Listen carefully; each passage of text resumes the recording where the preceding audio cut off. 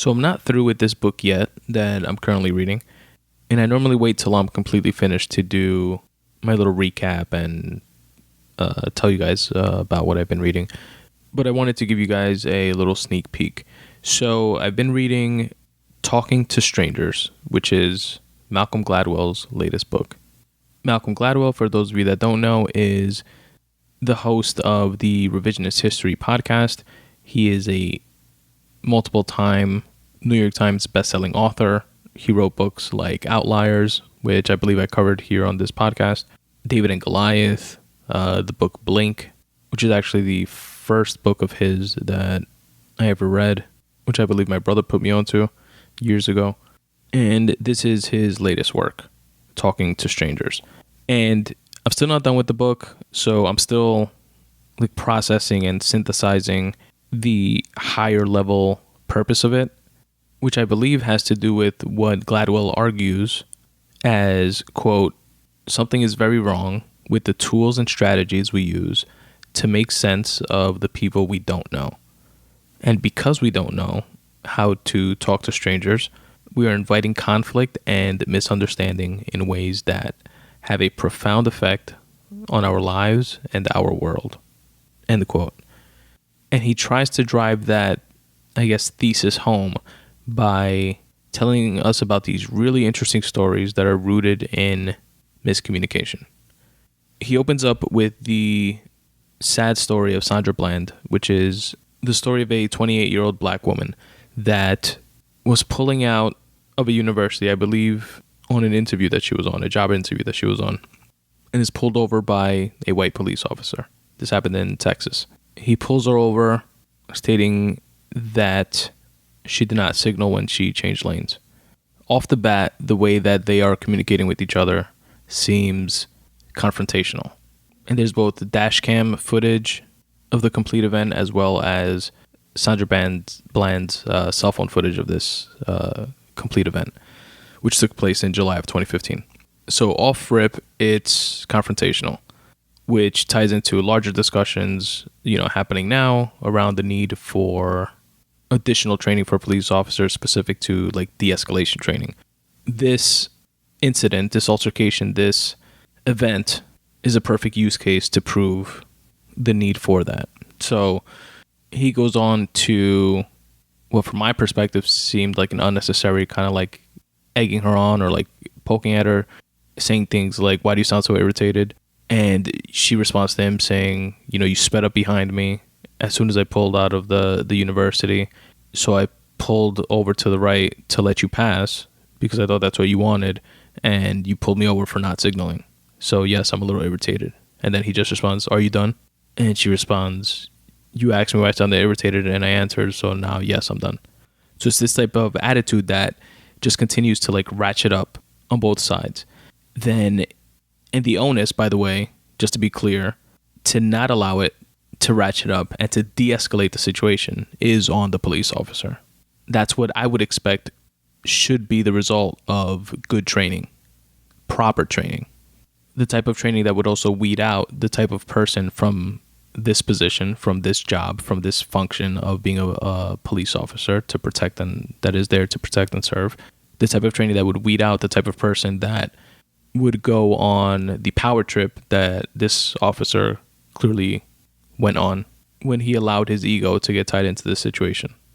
Sandra Bland was smoking a cigarette in her car while she was waiting to get the ticket that she clearly felt was unwarranted because she was pulling over because the police officer allegedly rolled up, quickly behind her. So that's why she pulled over in the first place. But she's smoking a cigarette in her car, and the officer, while he's giving her the ticket, he asked her, "Can you put away your cigarette, if you don't mind?" And she replied with, "No, this is my car, my property, I can smoke in it. Why should I put out my cigarette?" Where he then instructed her to get out of the car. And she's like, "Why? Like, you're giving me a ticket for not signaling. Why are you asking me to get out the car?" He proceeds to open her door, which I don't believe is proper protocol. He's yelling at her to get out the car.